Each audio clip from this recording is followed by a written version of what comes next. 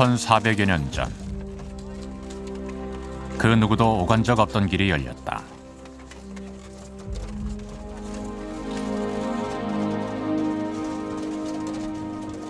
대제국 당나라의 문성공주가 혼례를 올리기 위해 떠났던 길.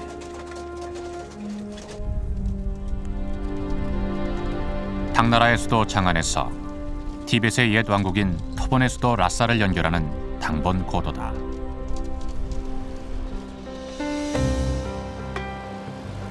그 길은 눈 덮인 산과 협곡을 건너야 하는 장장 3000km에 이르는 험로다. 세계 대제국 당나라의 문성공주는 왜 멀고도 험한 이 역의 땅 터본으로 시집을 갔을까?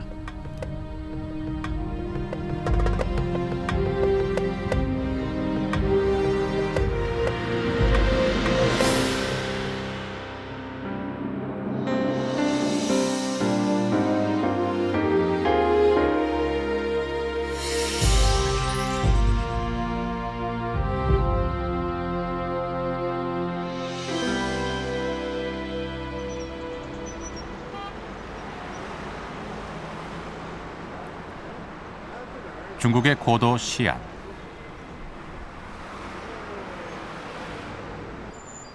우리에겐 당나라의 수도 장안으로 잘 알려져 있다. 시안시를 둘러싸고 있는 장안성.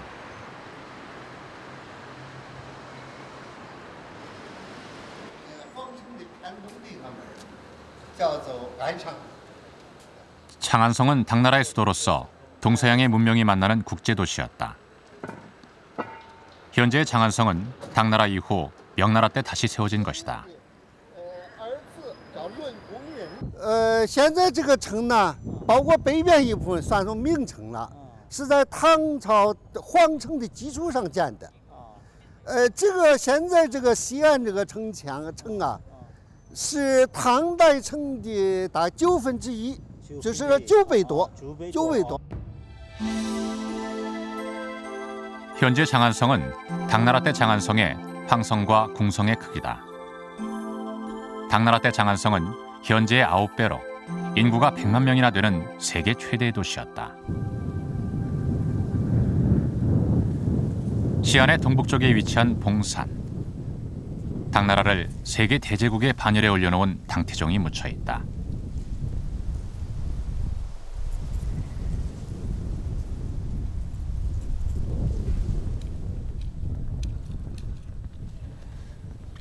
수나라를 무너뜨리고 중국을 통일한 당태종 이세민.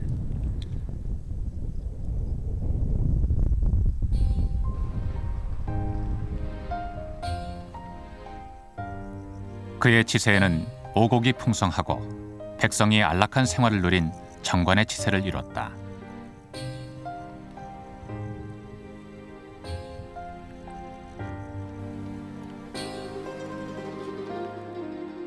당나라와 티벳의 옛 왕국 터본을 잇는 당번 고도가 열린 때도 바로 당태종 시기였다.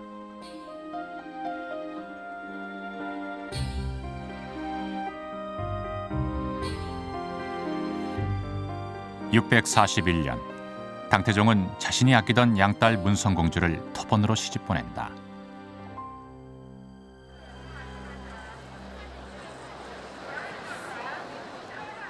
예나 지금이나 티벳으로 가는 길은 이곳 시안에서 출발한다. 최근 개통된 베이징에서 티벳 자치구인 라사까지 가는 칭짱 열차도 이곳 시안을 거쳐간다.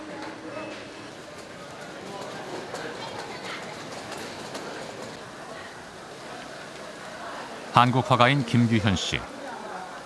그는 불교의 근원 세계를 찾아 10수년간 티벳을 오가며 작품 활동을 하고 있다.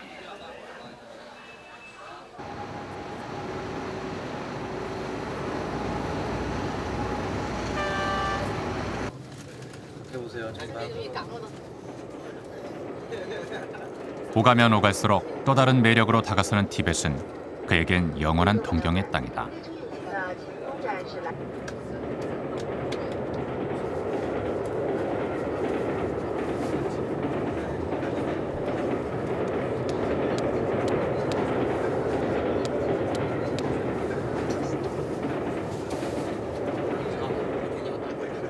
취재진은 김규현 씨의 도움을 얻어 방송 사상 최초로 1400여 년 전의 옛길 당번 고도 대장정에 나섰다.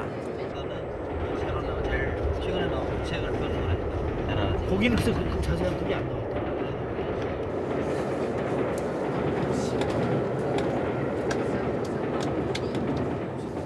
시안에서 칭짱 열차를 탄 지 10시간. 열차는 시닝에 닿았다.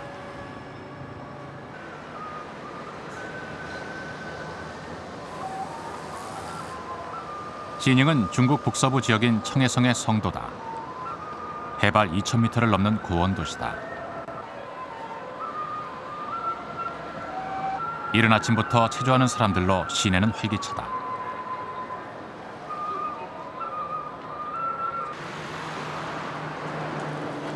이곳은 티벳의 옛 왕국인 토번과 당나라와의 국경지대로 요충지였다.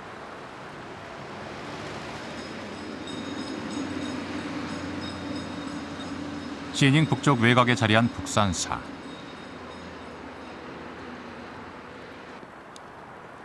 그 옛날 인도와 서역으로부터 중국으로 불교가 들어가던 통로였다. 지금도 그 흔적이 남아있다.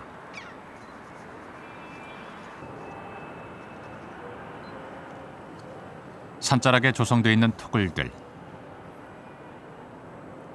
당시 유행했던 토굴 사원의 흔적이다. 토굴의 천정에는 불교 벽화의 흔적이 아직도 뚜렷하다.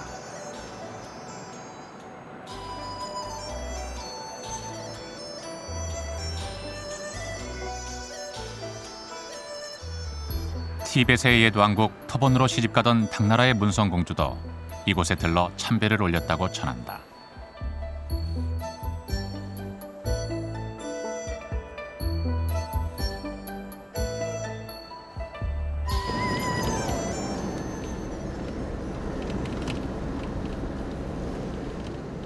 시닝을 벗어나자 황막한 황토고원이 끝도 없이 펼쳐진다.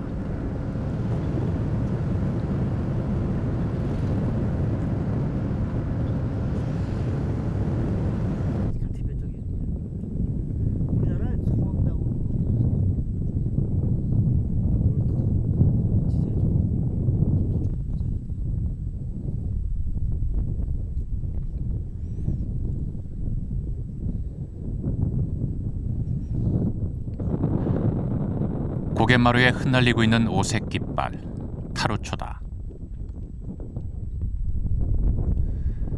타루초는 바람이 많이 부는 고갯길이나 마을 어귀에서 쉽게 볼 수 있는 티벳의 오랜 풍습이다. 오색천에 불교의 경전이나 기도문을 새겨놓았다. 티베딘들은 오색천에 새겨놓은 기원이 바람을 타고 날아올라 하늘에 전달된다고 믿고 있다.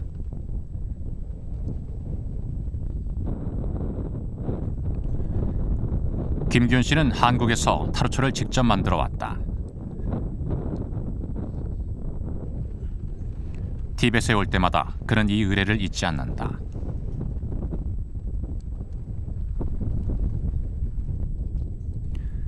기원을 담아 새긴 판화를 오색천에 찍어 만든 타루초.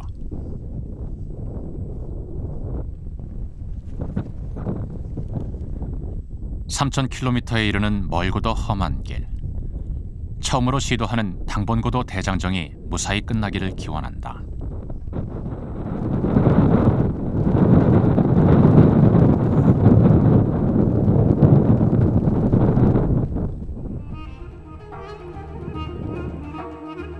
당번고도는 당나라와 티벳의 옛 왕국 토번 간에 오갔던 교통로다. 당나라의 수도인 장안에서 출발해 해발 3,500m가 넘는 하늘과 가장 가까운 고원들을 통과해 토번 왕국의 심장부 라사까지 가는 길이다.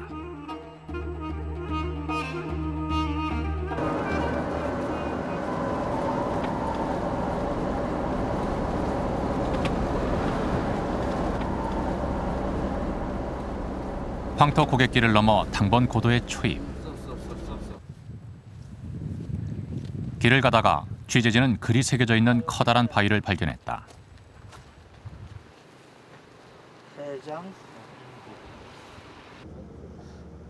해장 인후라고 써 있네요. 청해성과 티벳의 그 목줄기라는 뜻인데 여기서부터 티벳 토반과 당나라 시대의 그 고도가 이제 시작되는 한 시점이라고 볼 수 있겠습니다. 청해와 티벳의 목줄기, 즉 이곳에서부터 실질적으로 옛 티벳의 땅이 시작된다는 의미다. 바위를 지나치자 거짓말처럼 지금까지 보지 못했던 전형적인 유목 풍경이 펼쳐졌다. 점점이 흩어져 한가롭게 풀을 뜯고 있는 야크떼.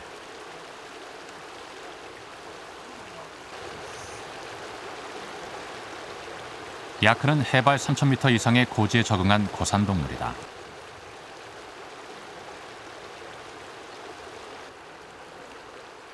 이곳이 구원의 유목지대임을 알려주는 이정표다.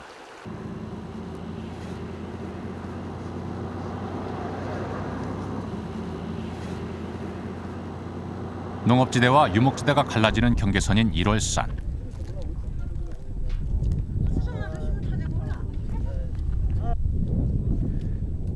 이곳에는 당번 고도를 처음 열었던 당나라 문성공주에 관한 이야기가 전해진다.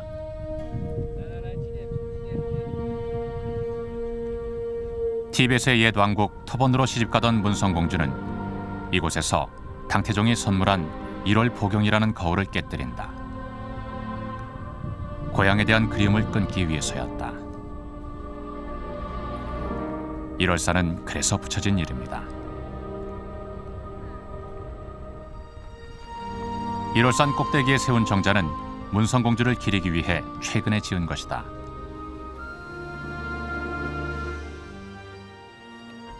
벽화도 새로 조성했다. 당나라 문성공주가 티벳의 옛 왕국 토본으로 시집가면서 선지 문물을 전해주는 장면을 벽화는 그리고 있다. 최근 중국은 이렇게 자신들의 시각으로 역사를 재해석하는 작업을 하고 있다.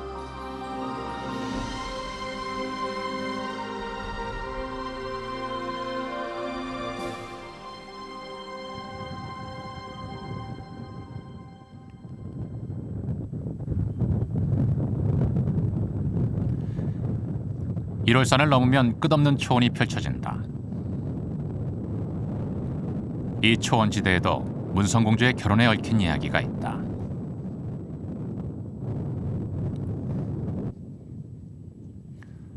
토본으로 시집가던 당나라 문성공주가 참았던 울음을 터뜨렸다는 곳 도창하다.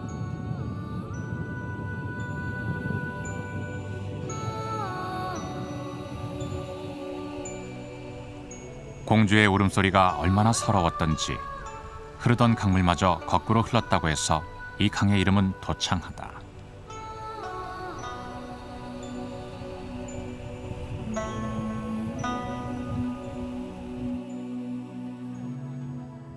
서러운 눈물을 흘리며 억지로 가야 했던 시집이었다.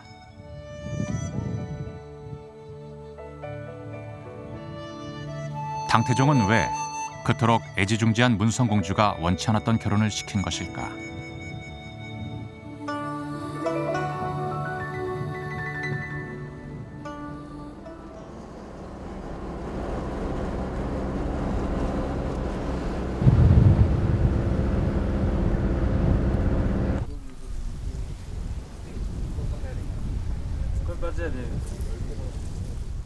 청해원은 청해성의 광활한 초원지대에 자리하고 있다. 중국 최대의 소금 호수로 바다처럼 깊고 넓다.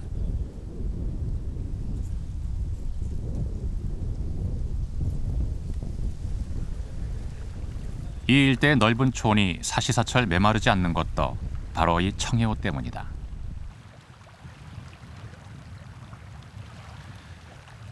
예로부터 이곳을 차지하기 위해 유목민들은 치열한 전투를 벌였다.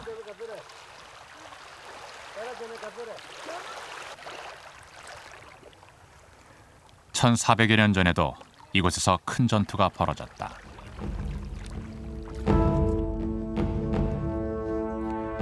(638년) 티벳의 옛 왕국 토본이 청해호 일대의 초원지대를 차지하고 있던 토요콘을 공격한다. 결과는 토본의 승리였다.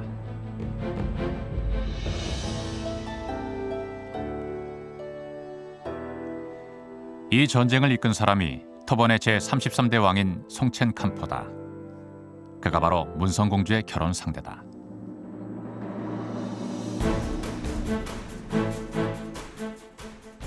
그는 티벳 고원 일대에 부족 형태로 흩어져 있던 티벳 민족을 통합해 통일왕조 토번의 기초를 닦았다. 그리고 강성해진 국력을 바탕으로 당나라에 청혼한다. 그 청혼을 당태종은 오랑캐의 무례한 요구를 하며 거절한다. 이에 토번의 송첸 캄포 왕은 당시 당나라의 속국이었던 청해오 일대의 토요콘을 정벌하고 이어 당나라의 서쪽 변경인 송주까지 공략한다.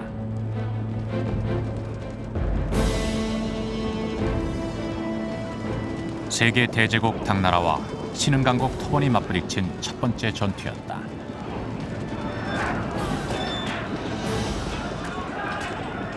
就是说，正史记载的官方的他西藏藏族和这个西藏的藏族和内地没有来往的，正史记载官方没有来往的，啊，因此唐太宗不了解吐蕃的实力，啊，经过这吐蕃20万军队给这个唐朝军队这个互相争夺，啊，也认识到吐蕃是很强大的。 송주 전투 후 당태종은 토번 송첸 캄포 왕의 청혼을 받아들인다. 7세기 토번의 송첸 캄포 왕과 당나라 문성공주의 결혼. 그것은 세계 대제국 당나라가 토번에 굴복한 대사건이었다. 就是双方借助这个联姻呢，扩大自己的政治势力，啊，所以又叫政治婚姻，啊，这个。 唐太宗说过这样一段话，他说：“我如果把女儿嫁给少数周围藩人的首领军长，是吧？生的孩子就是我的外孙，不侵中国，断可之意，就是不侵略我们。”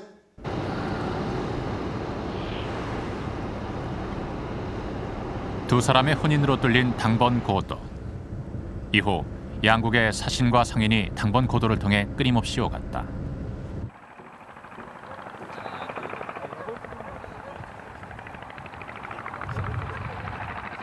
일월산을 넘어 광활한 초원지대에서 처음 만난 마을 하성촌이다. 제법 큰 마을이다.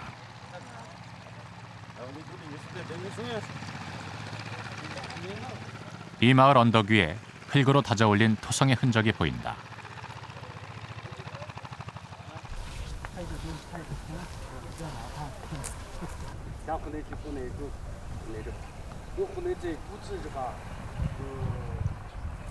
이 토성은 당나라 때부터 있었던 하라쿠트 성이라고 한다.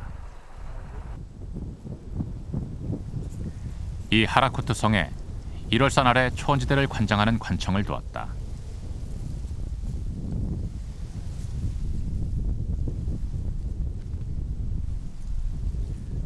당나라 때 이후 명청시대까지 이곳은 중요한 요충지였다.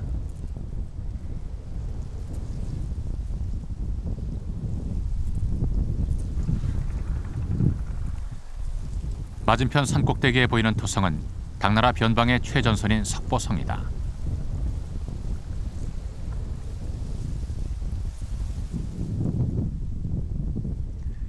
이 두 성 사이에 펼쳐져 있는 초원지대를 놓고 당과 토번 간의 쟁탈전이 잦았다. 그 쟁탈지인 초원지대가 바로 당과 토번, 서역에서 몰려오는 상인들로 성실을 이뤘던 시장 차마우시였다. 这个茶马湖市啊，这个就是从唐朝开始，唐朝开始啊，这个文成公主，这个建造的时候呢，路过了这个地方，他就在这个地方大致上就是这个地方，他来这还有一些蹲了一些苦生，因为乡里家里呗，他乡里他是娘们啊，他就经过了这了。那这块那不这个地方上，确实就是买卖。 我们来说就是买卖的，买卖糊涂行了呢。 차마 후씨는 차와 말을 교환하던 시장을 말한다. 중원 왕조는 비단과 차를, 토번을 비롯한 서역의 유목민들은 말을 가져와 차마 후씨에서 교환했다. 당나라 때 20여 개의 차마 후씨가 있었다고 하는데 당번 고도성에 있는 이곳 하성촌 마을이 당시 가장 큰 차마 후씨였다고 한다.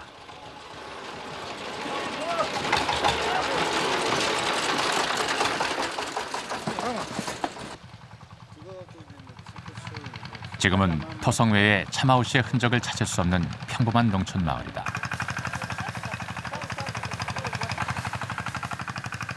마을의 보리 추수가 한창이다. 아, 경라. 그때 보인데, 자, 탈출해. 就到这里。 탈출해. 네, 现在是什么工作啊？我们在碾茶， 냉차야. 어. 这是进口。 青稞嘛。嗯，这个是以后就青稞酒，还有糌粑嘛。就是就进口就糌粑啊，可以做进口面。青稞面。嗯。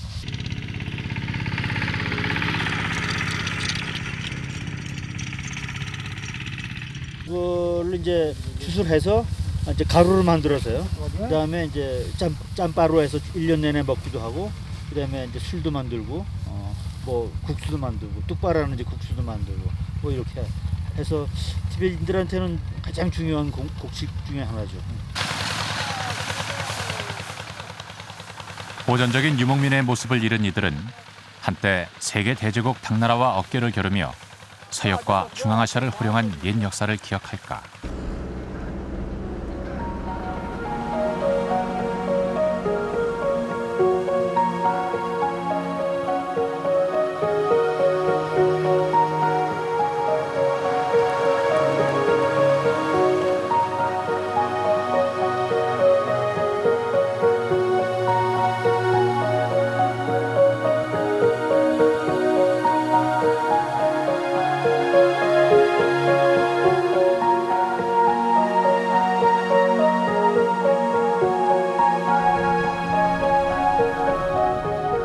수시로 기온이 변하는 고원지대. 초원만큼 설산도 쉽게 보는 풍경이다.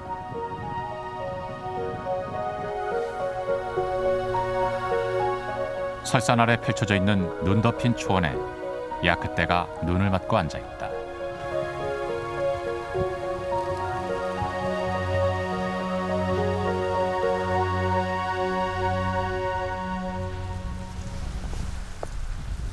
야크떼를 방목하며 사는 유목민의 생활은 실제로 어떨까?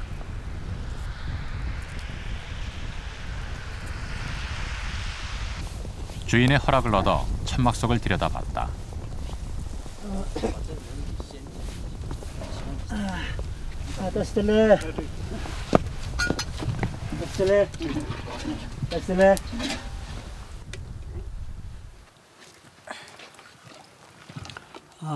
낯선 손님을 반가이 맞이하며 안주인이 따뜻한 차를 내온다.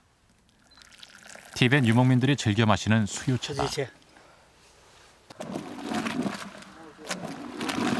수유차는 찻잎을 끓인 물에 야크 버터와 소금, 참깨를 넣고 오랫동안 저어 만든다. 고산지대라 채소를 구하기 힘들기 때문에 티베트인들은 수유차로 부족한 수분과 비타민을 보충한다.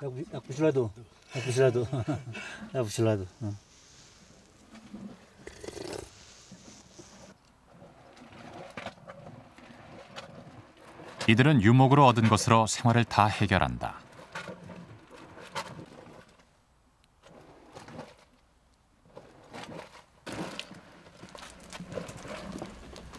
땔감은 야크똥이다. 그 어떤 땔감보다 잘 탄다.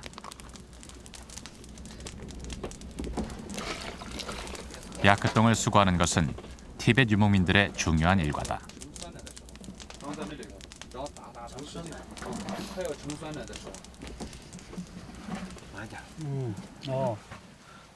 야크.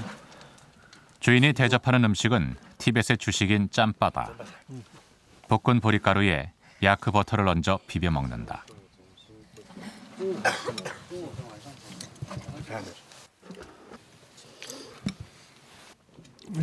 이 음식은 그 티베트 사람들의 주식인데 이제 짬바라고 부릅니다.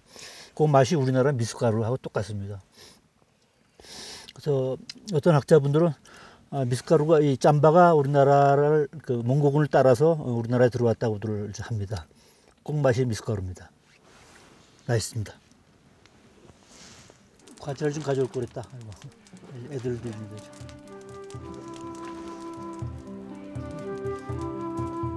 이들은 가난하지만 손님에게 대접을 아끼는 법이 없다.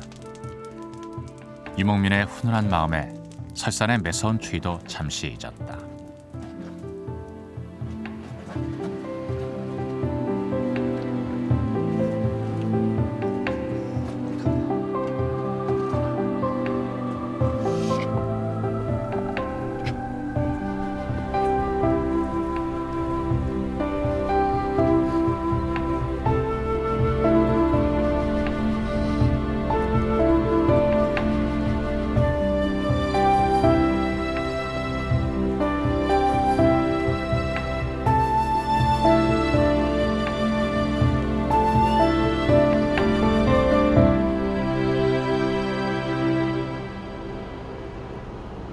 해발 4,000m가 넘는 고개를 몇 차례 넘어가며 길을 재촉한다.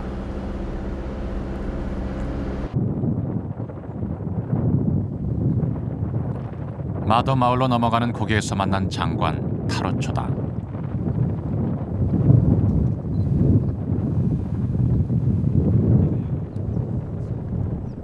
하늘과 맞닿을 듯한 언덕.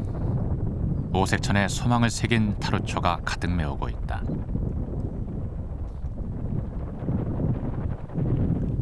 언제부터 얼마나 많은 사람들이 타로초를 꽂았던 것일까?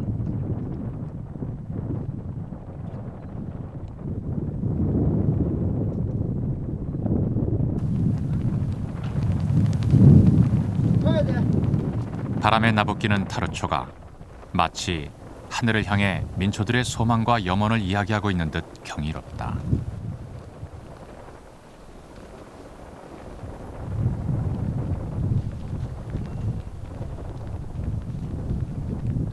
타로초 뒤로 보이는 마을. 청해성의 마더 마을이다. 우리로 치면 군청 소재지인데도 도시가 적막하다. 마더는 티베 말로 황하의 발원지를 뜻한다. 그 옛날 당번 고도에 있어서 이곳은 중요한 역참이자 나루터였다.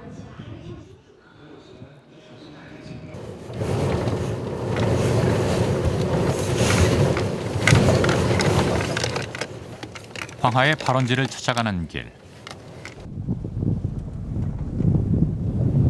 현기증이 날 정도로 덜컹거리는 험한 길이다.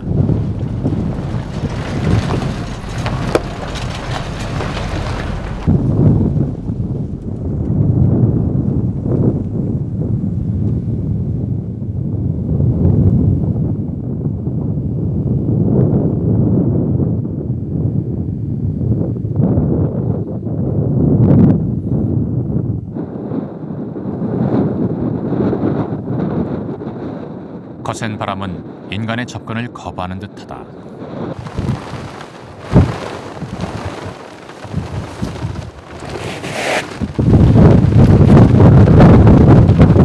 하늘에 닿을 듯한 고지에 우뚝 서 있는 비석. 이곳이 황하가 시작되는 출발점이라고 말해주고 있다.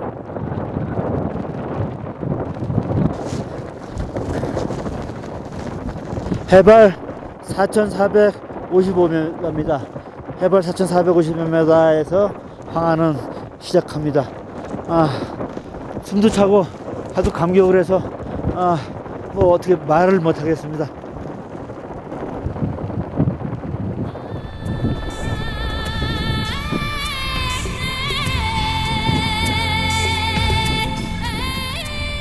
중국 문명을 낳고 키워온 젖줄기 황하. 그것은 바로 티벳의 하늘 고원에서 시작된 것이다. 황하는 그 구비마다 역사의 흔적을 숱하게 남기면서 중국 대륙을 관통한다.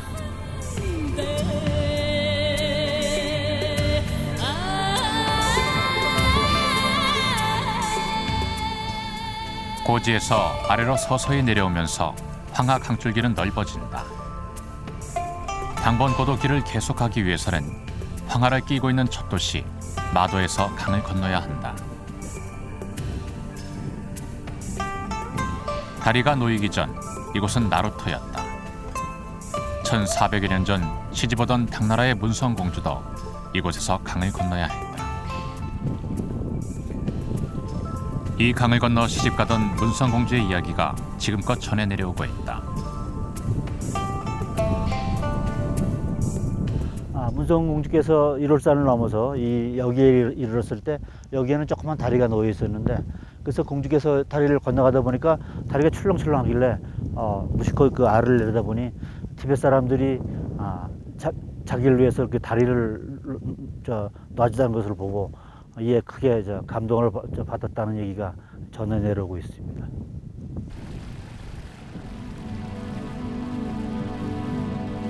서로의 몸을 연결해서 놓은 인간 다리. 시집오는 문성공주를 맞이하는 그 옛날 티벳 사람들의 따뜻한 마음이 빚은 다리였던 것이다.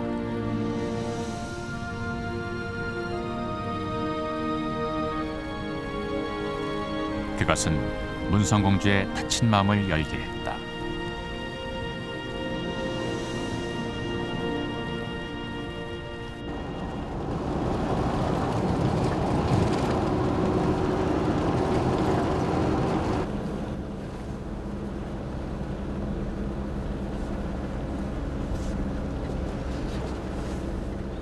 황하를 건넌 뒤 청해성의 남쪽에서 처음 만나는 강.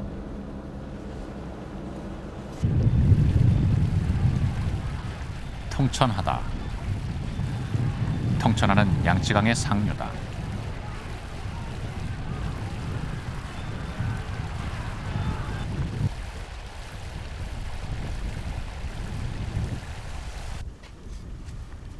통천하 다리 바로 옆에 삼강원 비가 있다.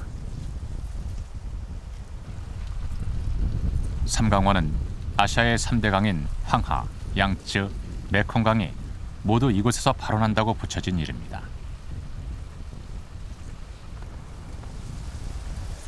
아시아의 문명을 태동시킨 거대한 강들. 그 강들이 태초에 발원한 곳은 하늘과 가장 가까운 이곳 티벳고원인 것이다.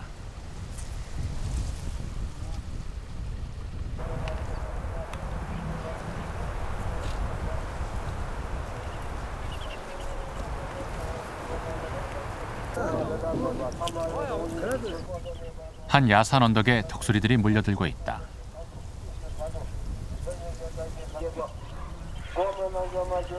티벳의 전통 장례 의식인 천장이다.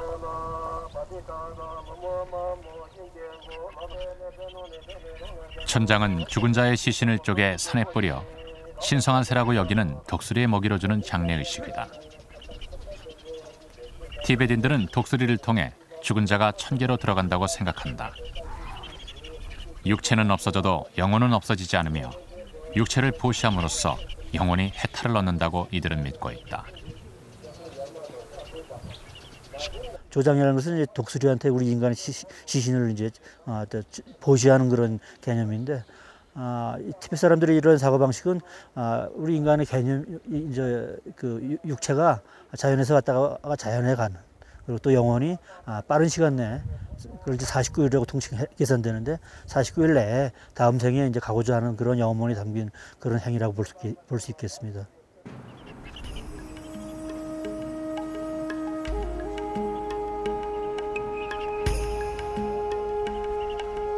어쩌면 이들의 믿음처럼 지금 한 사람의 영혼이 독수리를 통해 하늘로 올라가고 있을지도 모른다.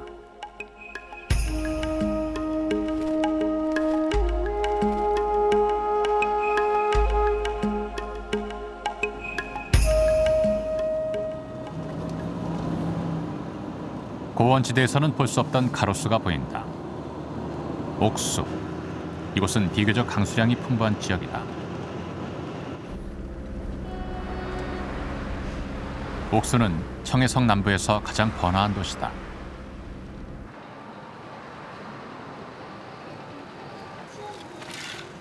옥수가 역사의 무대에서 주목을 받은 것은 641년.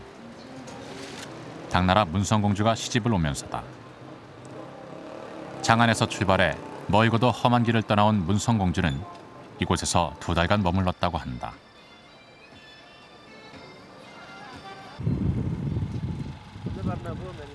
옥수 일대에서 가장 큰 사찰 니나사.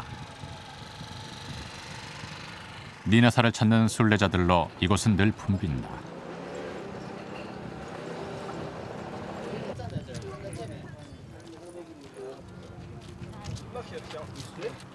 순례자들이 손에 들고 돌리는 것은 마니차다. 불경을 원통에 넣어 돌리는 법고다. 마니차를 돌리면 불경을 읽는 것과 같은 효력이 있다고 이들은 믿고 있다.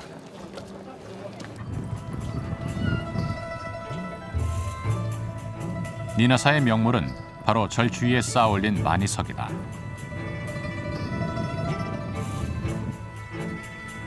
마니석은 불교의 진원인 온마니 반매훔 6글자를 새긴 돌이다.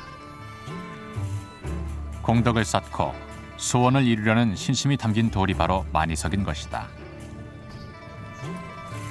니나사를 빙 둘러싸고 마니석이 쌓아 올려져 있는데 무려 2억 5천만 개나 된다고 한다.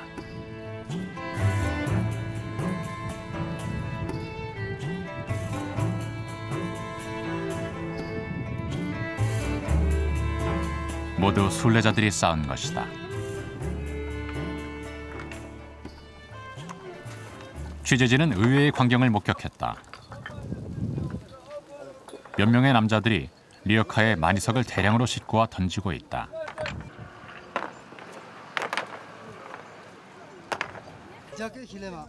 또디 기네 키뉴브레. 많이 더. 너 이렇게 자냐? 샴네야. 디 또그 괜히 소래. 또디 즈마티니 거래. 네. 되게 그 발에 님 그저 거래. 고무리래. 또래라 고무래래.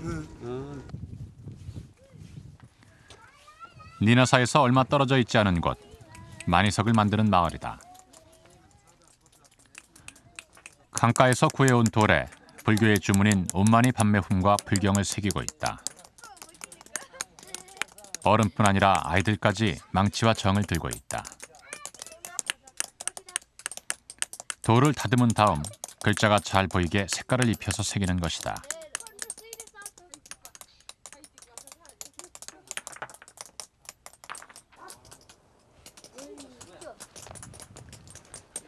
마니석 제작은 이 마을 사람들의 주업인 것이다. 뉴도 저거 됐으니 그래. 납 주스 뉴도 라. 올래. 납 주스. 자자. 고무치 뉴니 여러분. 올래. 또.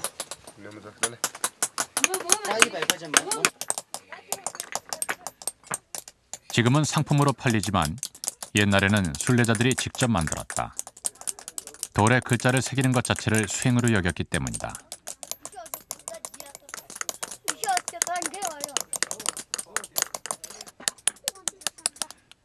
그렇다면 마니석은 언제부터 새겼을까?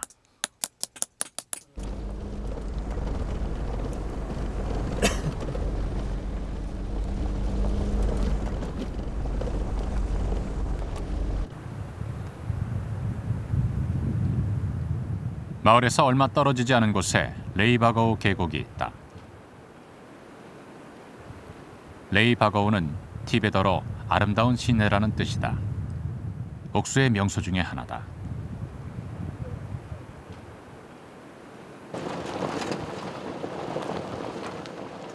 계곡을 들어서자마자 크고 작은 돌에 불교의 진원과 불경을 새긴 마니석들이 여기저기 흩어져 있다.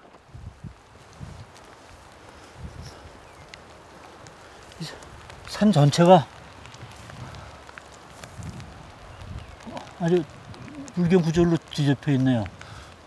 뭐 산 아래도 마치 정원소처럼 뭐 온마니 반매움을 비롯한 불경 구절이 아주 수십만 점.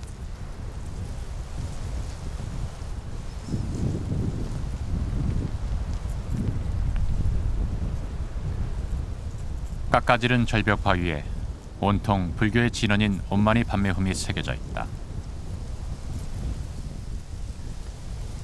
저런 아찔한 절벽에 어떻게 글을 새겼을까?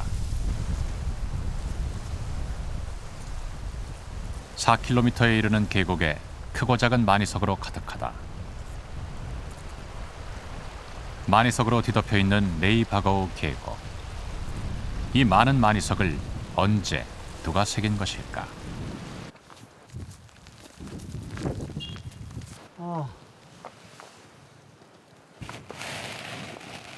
이 안에는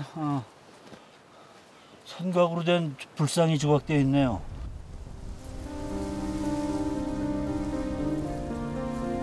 절벽 바위에 조각되어 있는 이 불상은 1400여 년 전 문성공주가 시집올 때 새겨진 것이라고 한다. 오랜 세월에 마모됐지만 불상의 흔적은 뚜렷하다.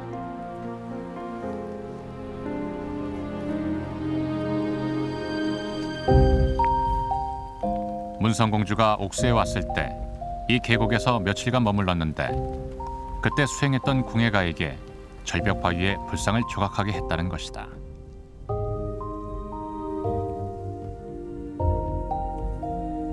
이때부터 레이바거우는 신성한 계곡이 됐다고 한다. 문성공주가 불상을 새기게 한 이후 1400여 년이 지난 지금까지 티베딘들은 레이바거우 계곡을 찾아 마니석을 쌓으며 염원을 빌고 있다.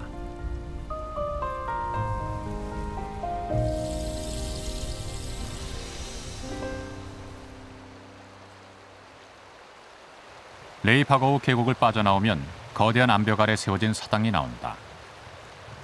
문성공주를 기리는 사당이다.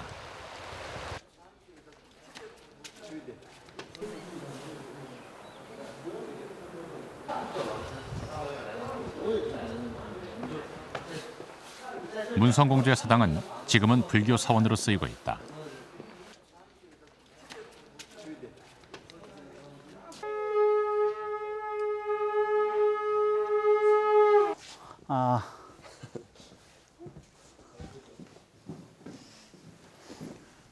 문성공주가 시집 올 때인 641년, 문성공주는 이곳에 구존 불상을 조성했다고 한다.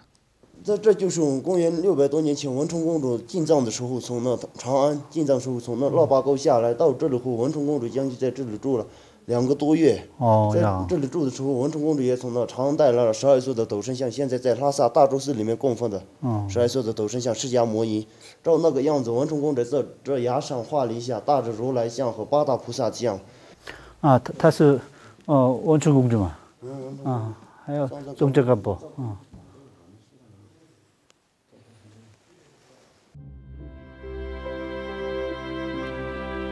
독실한 불교 신자였던 당나라 문성공주. 그녀는 토본의 송첸캄포 왕에게 시집을 오면서 불교도 가져왔다. 문성공주가 피어올린 불교의 불씨. 그것은 1400여 년이 지난 오늘에까지 꺼지지 않고 이어지고 있다.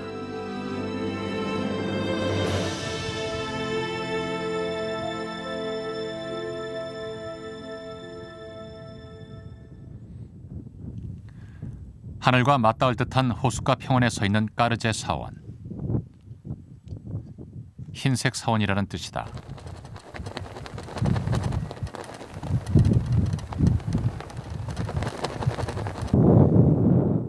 이곳에 흩날리는 타로초도 이름처럼 희다.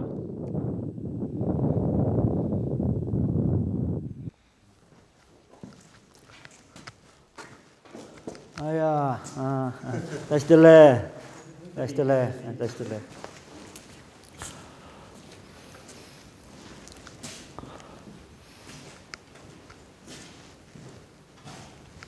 단데 사찬다 파치체 돈한다나 이거 단데 야자 군주 야니 야라 용처럼 자원이가 년지기 되게 되게 성장 가문이 오고 말아 다스만 좀 용도 치는 뜻이서 사찬다나 이거 사찬이 하는 거만 안 되는 이거 되게 단이 단디니 또 문다다 이 되게 단이 야타키나 단디 같이 강케나 소원 소르까시 지들이모 그런 건데 디당아 소원처럼 다더니 상다 하디 디당 또 뭐이 다더나 아자바 카기즈가 유니트 무진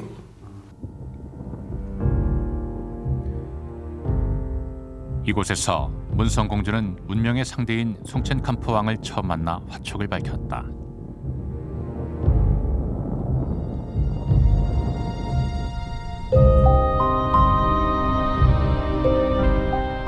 (1400여 년) 전 대제국이었던 당나라의 문성공주와 터본 송첸캄프왕의 정략 결혼. 두 사람의 결혼은 그 옛날 티벳이 얼마나 강성한 나라였는지 보여주는 역사적인 사건이었다.